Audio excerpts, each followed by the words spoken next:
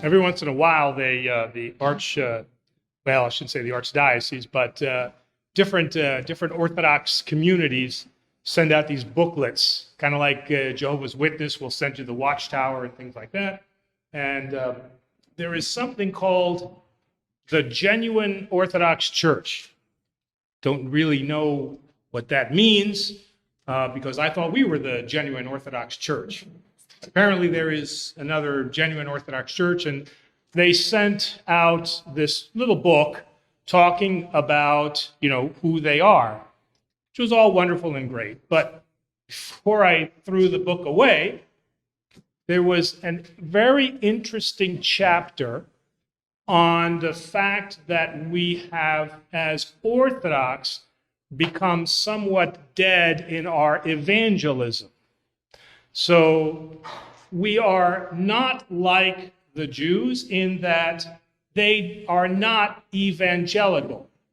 Jews do not go out and say, hey, become Jewish. People come to the faith and then they can be converted. But then again, we are not what America would call evangelicals, meaning that is what we do, is we go out and we preach Christ risen. So where are we? We have to be somewhere in the middle.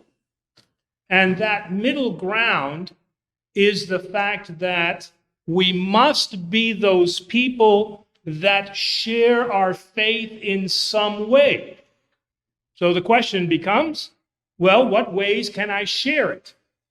We can be tempted in this day and age, especially again, and I keep going back to America because America is a unique country in its pluralistic nature, meaning that we have a lot of different cultures and customs. So this is not like Russia, where most people are Orthodox, everybody knows what you're talking about.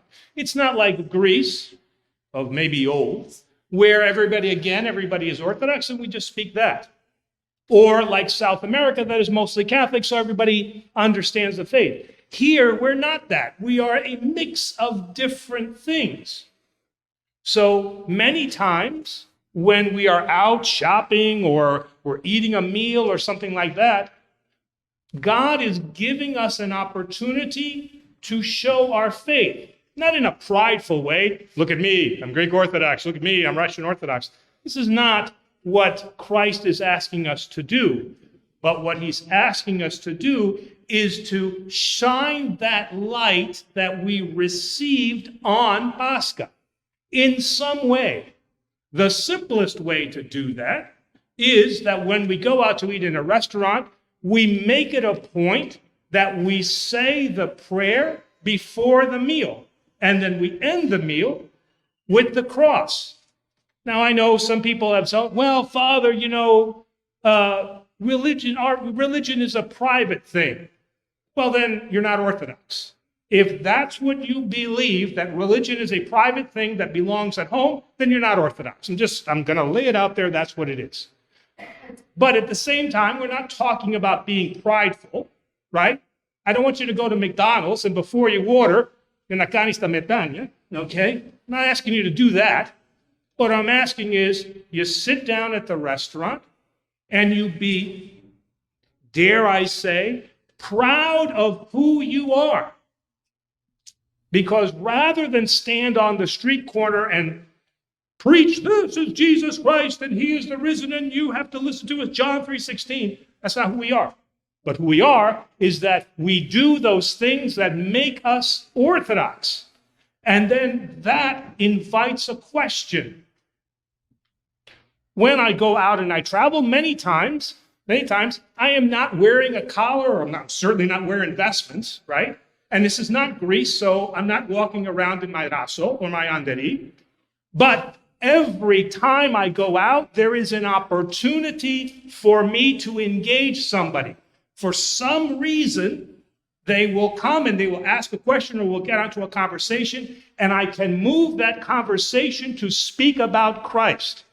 And so those people that tell me, well, people really aren't interested in religion, that is absolutely not true. The YouTube show that we have every Thursday tells me that that is not the case at all. So we shouldn't be thinking like that either. They will tell us if they want to engage, but many people are interested to know who we are.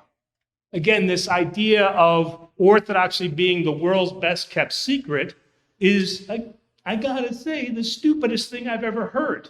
Why are we keeping this a secret? It should be the worst kept secret ever, so that we can go and that we can let people see who we are, not through loud voices, but as Jesus Christ himself says, let your faith shine like a beacon on a hill. And that is through the actions that you do, the life that you live, how you engage with people.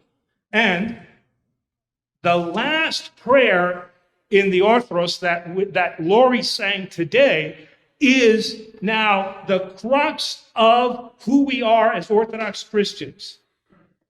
Let us cry out, Christ is risen from the dead. And let us shine brightly and embrace one another, even to those who hate us. And this is the difficult part of orthodoxy, or of Christianity, if you want to say it that way, is that we extend who we are to those who love us and to those who hate us. The guy just cut me off on the road. You can shoot him the finger if you want, right? Or you can yell at him, you can curse at him, you can get out and break his window, but that is certainly not the Christian attitude. Who knows what's going on in that person's life? When you see something happening in a store, or a mother is frustrated with the child, and you're thinking, why? I can't believe that she did that, or she yelled. We have to be understanding. This is what the hymn tells us, is let us be forgiving in all things. None of us know what people are going through, but through what I just said, letting this light shine, not preaching loudly, but letting the light shine and being understanding in those situations for things that we see that we want to shout out and say, I can't believe you did that stupid thing, or why are you doing this stupid thing? To take time to understand where the other person is coming from. So in closing, the book that I had, I was about to throw away because the genuine Orthodox Church, but that little section on how should we be evangelical really rang true with me, because it reminded me that I, as well as all of us, need to take every opportunity to make sure that we engage in a Christian manner with those who we meet, whether there are those who love us or whether they are those who hate us.